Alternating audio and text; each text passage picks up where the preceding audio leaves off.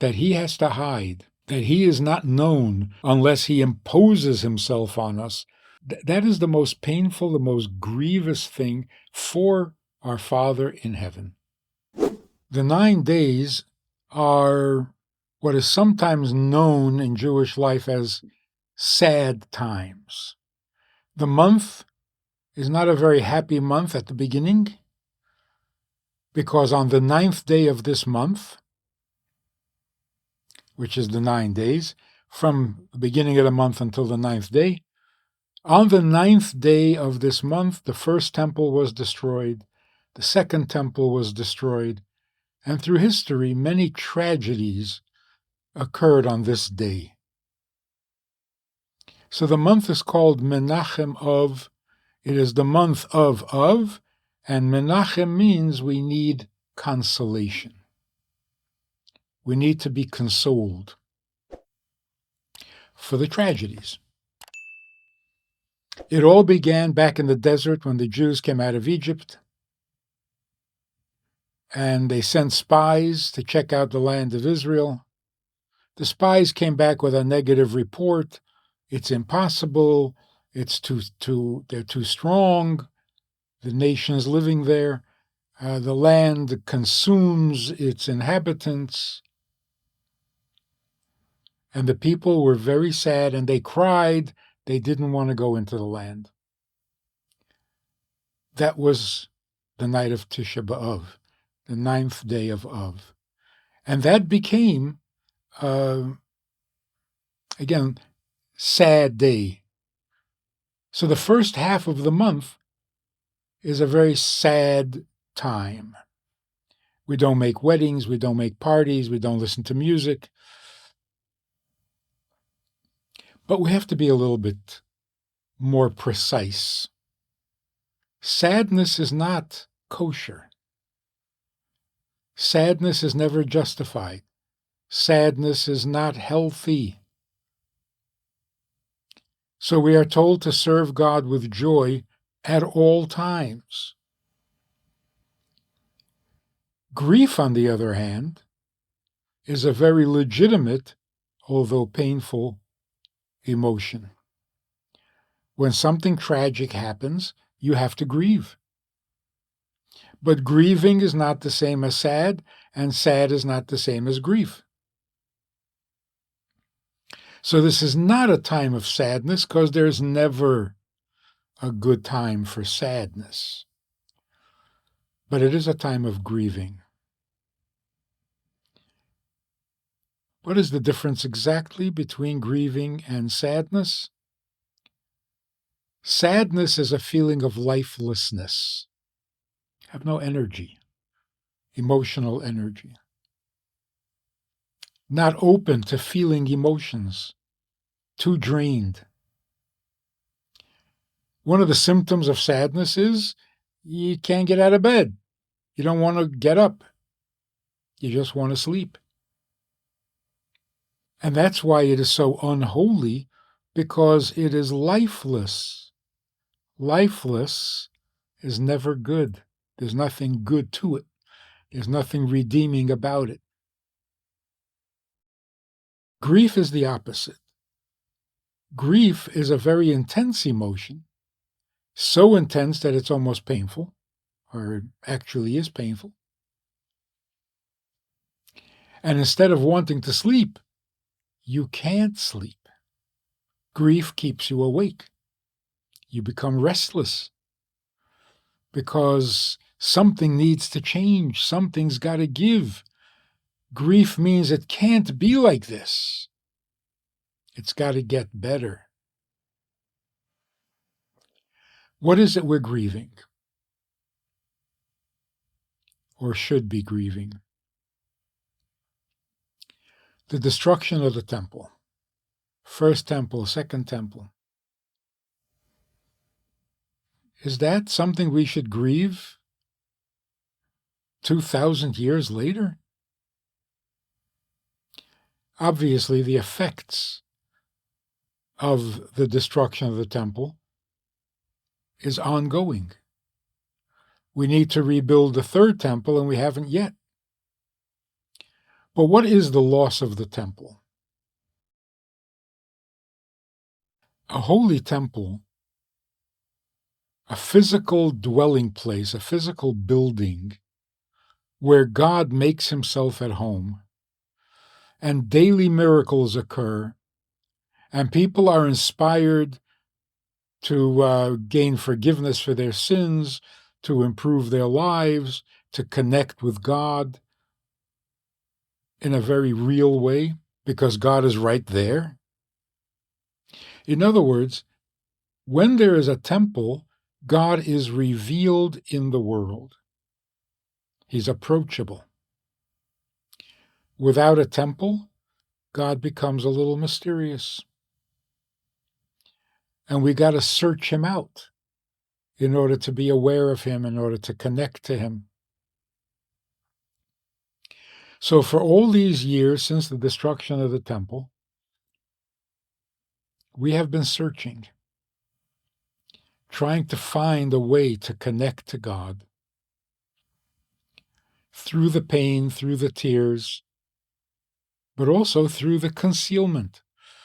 If God is not present in a building, in a physical place in the world, then you got to go looking. You got to put in an effort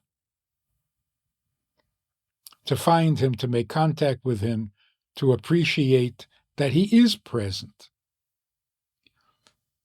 Now, the Western Wall, which was not the wall of the temple, but the wall surrounding the temple court, it has a certain degree of holiness, and it is the only part of the temple structure that is still standing. People flock to the wall. They pray at the wall. And they say that all prayers rise to heaven through that place, through that location, even today. So all prayers are directed towards Jerusalem, and in Jerusalem towards the temple, and what's left of the temple today is the Western Wall.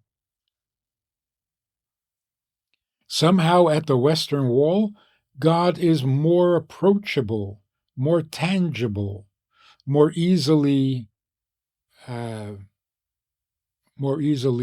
reached, felt. So basically what we're grieving is the fact that God is once again hidden from his creation. And that's why there are creations, human beings, who are unaware of God. There are those who are angry at God. There are those who hate God. That's not as bad as completely ignoring God and dismissing his very existence. But why should it be that way? This is God's creation, not in past tense, but in present tense, because God is creating the world at all times, because if he stops creating, then there's no creation. The word creation describes bringing into existence that which does not exist. Well, if you're bringing it into existence and it doesn't really exist on its own, then you got to keep bringing it into existence, because without that, it doesn't exist. So God didn't create the world 6,000 years ago and now it's on automatic pilot. God first created the world 6,000 years ago and has been creating it ever since. Every nanosecond, the world is recreated constantly. If that's the case, how could God be concealed? How can he be creating me at this very moment, bringing me into existence, and I have no idea that he's doing it? One of the reasons given is freedom of choice. In order to have freedom of choice, God, who is creating me at this moment, can't make it obvious, can't let it be obvious, because then I would have no choice but to love him. And so God makes it so smooth and so natural that we don't even notice that we're being created, and we certainly don't notice who is creating us. Very much like we're sitting on a planet that is spinning, but we don't know that. We don't feel that. You have to get off the planet and look at it to see that it is spinning on its axis, because it is so natural and smooth that you don't feel it. The destruction of the temple can be seen as it was too easy. God was available, God was tangible, God was knowable because he was present in Jerusalem. He was present in the Holy Land. You could get very comfortable with that idea. I remember the first time I went to Jerusalem, to the Western Wall. I knew that it was the holiest site in Jewish life, and I approached it with great awe and trepidation. How do you handle something so holy? What do you do? What do you think? What do you say when you're there? And when I got there and saw people lounging around, having lunch from a brown paper bag, I was a little shocked. A little too casual for a holy place. But you get used to it.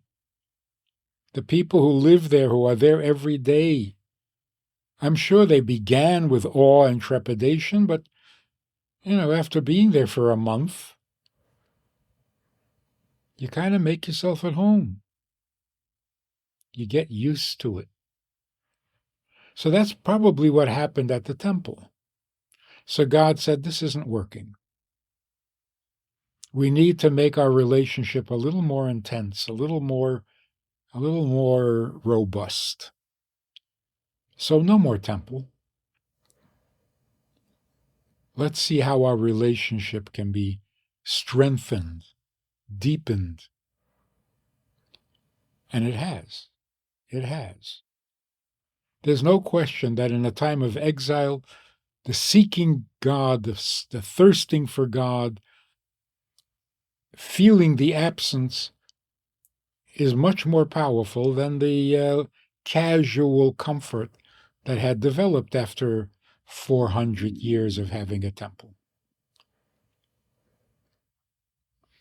We actually pray that when the third temple is rebuilt, that we should be as enthusiastic about God then as we are today when we can't see him. The other reason for the destruction is that we need, in our mission, in our service of God, we need to go down to the lowest world in order to elevate it and bring out the godly potential in it. This is the lowest world. But in this lowest world, there are some places lower than others. And I don't mean sea level. Some places are more ungodly. Some places have a stronger evil element to it. We have to elevate even those places. So the Holy Land, which is Israel, that was created to be holy. Is it enough that one tiny sliver of land is the Holy Land and the rest of the world is not? Our mission is to bring godliness to every part of the world. Could we sit in Israel and project godliness to the world? Ideally, maybe. We can export godliness instead of oranges or technology. In fact, the verse says, Ki mitzion teitzei Torah. From Zion, Torah comes forth to the whole world. But that's kind of from a distance. In order for the effect to be thorough, we have to actually go there, live there, practice godliness there, teach the people godliness, model godliness, even if it's very difficult, painful, dangerous. And isn't that a perfect description of Jewish history? For the last 2,000 years, since the destruction of the Second Temple, we have been scattered all over the world. Hasn't been a picnic. But wherever we went, we brought the Torah with us. We brought Jewish observance of commandments with us. We brought the awareness of God with us. And the devotion that we retained and maintained had to inspire the people who observed Jewish life in their own country, in their own towns and cities. The fact that we are not yet done, and there's still some darkness, there's still some unawareness of God, there's still some rejection of God, as the creation does not recognize its creator. That's painful. It's tragic. So during these 9 days, and particularly on the 9th day when we fast for 24 hours, the pain is intense, or should be, but not sadness. To just be sad, it defeats the purpose of the whole thing. We have reason to grieve. Not necessarily to grieve a building we never saw and an experience we never had, but to grieve the fact that since the destruction of the temple, the world is not aware of its creator. That's not right. It's like if you love somebody intensely and you find out that nobody else loves this person, it's painful. And you want to do something to correct that. So what do we do on Tisha B'Av, or during these 9 days? We study about the temple, what the third temple is going to look like. We anticipate the coming of Mashiach. And what is that? The coming of Mashiach means the world wakes up to its creator. It's not very complicated. There is a creator.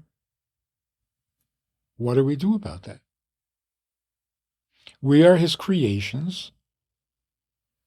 How do you handle that? What should we do? What could we do?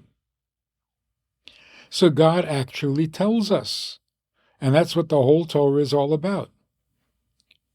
Make the world better. Bring the world closer to God, and bring God closer to the world. When you grieve the absence of God, when you grieve the darkness that conceals our Creator from us, it motivates you to try a little harder. Why should any creation not know its Creator? Not only because we should be grateful, but because we should be enthralled, because we should be complimented, because we should be elevated by the awareness that God created us for a reason, which means He has a purpose for us, which means we are needed. So saying creator doesn't really tell us everything we need to know. You can create a table, you can create a chair, and then not need it anymore. But when we say God is our creator, we mean He is our purpose in life. He created us purposefully. He created us because we can serve Him. We can partner with Him in making the lowest world and the ugliest part of the lowest world into something godly.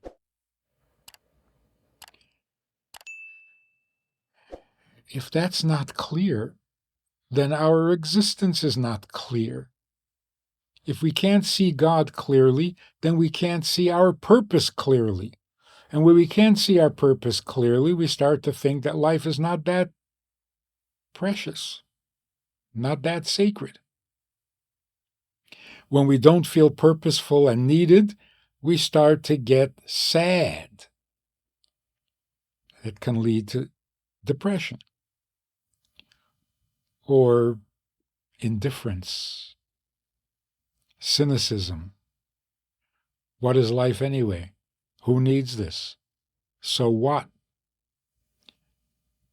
That sounds like today's teenagers. Whatever.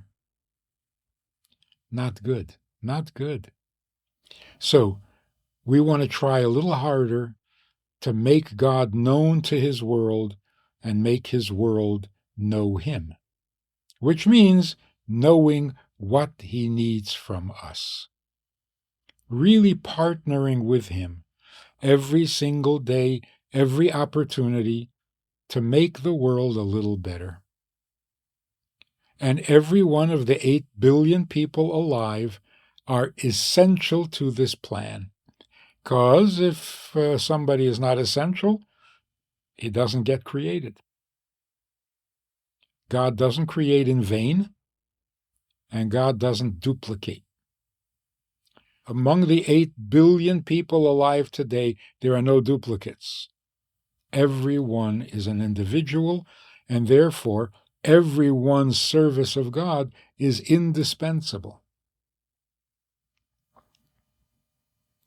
So if we can encourage each other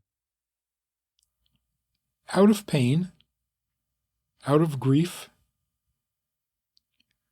to step up our participation in God's plan, the world could become a whole lot better very quickly. But if we go into sadness, we won't encourage anybody because we're discouraged ourselves.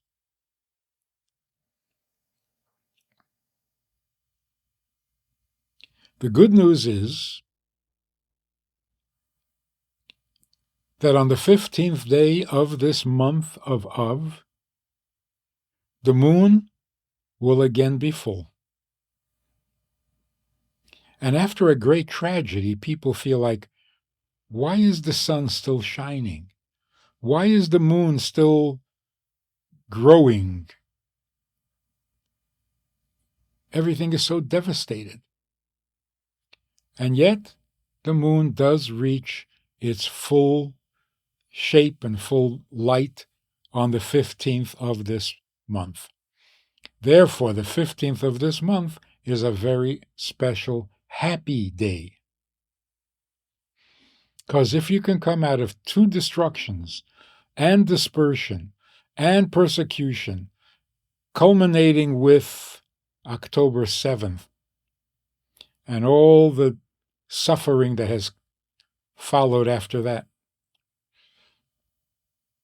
and still look forward to the full moon, that's incredible. to be a little more sensitive and a little more noble about the whole thing. Menachem Av means the consolation of this month of Av. But Av in Hebrew means father.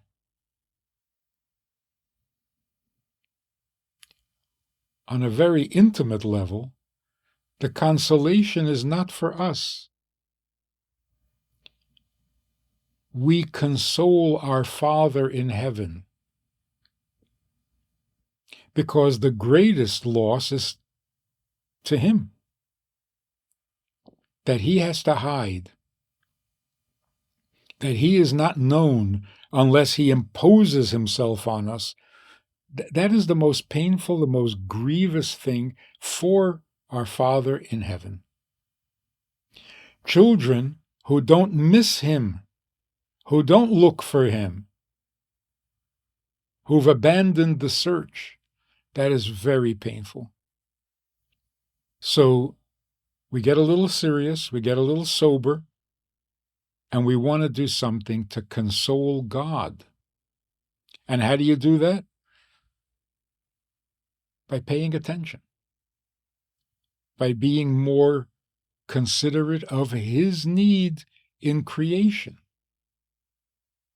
Are we doing for him as much as we can? Because, hypothetically, God forbid, if the world just destroyed itself tomorrow, whose loss would it be? Whose loss would it be?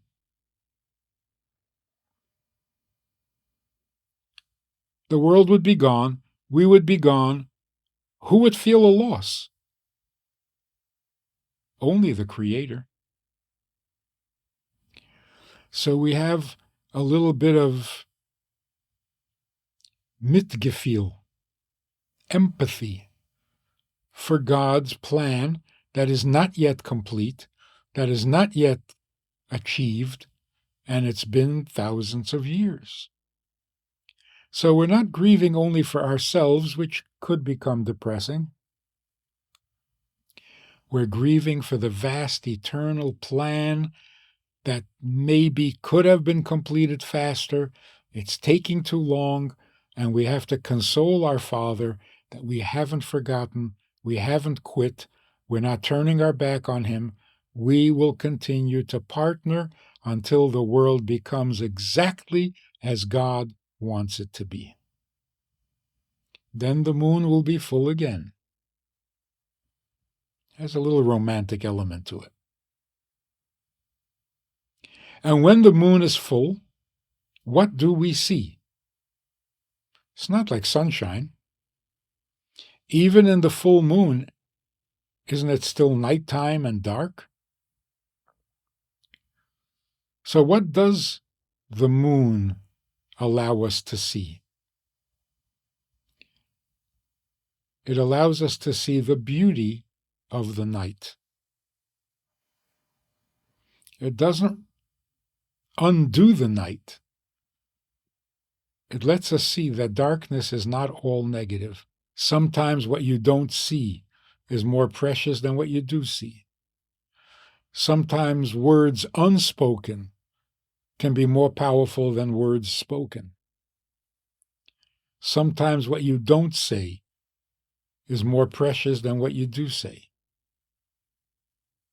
In other words, the 2,000 years of exile, which is darker than dark, indescribably painful, miserable, isn't there some beauty to that too? If we listen carefully, can we hear the music of the night? The fact that the moon will again be full means the darkness was never all bad. The problem with darkness is that we don't see its beauty. With the moon, we can appreciate the beauty of the night. Those feelings, those desires that are so deep that they're not meant to be exposed. Not everything has to be gotten off your chest. Something should stay deep within the chest, because it's much better there. And then to appreciate it, you have to have a little insight, a little sensitivity, a little moonlight, not the glaring light of day. When we finish our job, Mashiach comes, and then day and night will become equally pleasant, equally enjoyable. The light of the sun will not be garish and cold, and the beauty of the moon will not be concealed and hidden. So let's get through these 9 days. We don't make weddings, we don't make parties, not because we're sad, but because we have to get motivated by tough love. We got to get our act together. We can't let this go on. It's too painful. It's too wrong. How can something being created by God not appreciate that fact and not be inspired to fulfill the purpose for which he's being created? A holy world is a sane world. God is not mysterious. God is the only thing that makes sense. So let's get out there and tell the world. You're here for a purpose. Find out what it is and get to it. It's time. If you enjoyed this conversation or this topic and you're looking for more information, or you want to hear it again from another angle, there's a way to do that. And that is in this book. It's all there. Order it from Amazon. You can read it, reread it, and share it. These ideas, these messages, this approach to life, this approach to Torah, to meaning, and to morals is vital for the world today, and we need to get this message out to the entire world. It is universal, it's essential, it's indispensable. To support this effort, if you want to be a partner in this crime, check out the link and make a donation. It really helps a lot. And thank you in advance.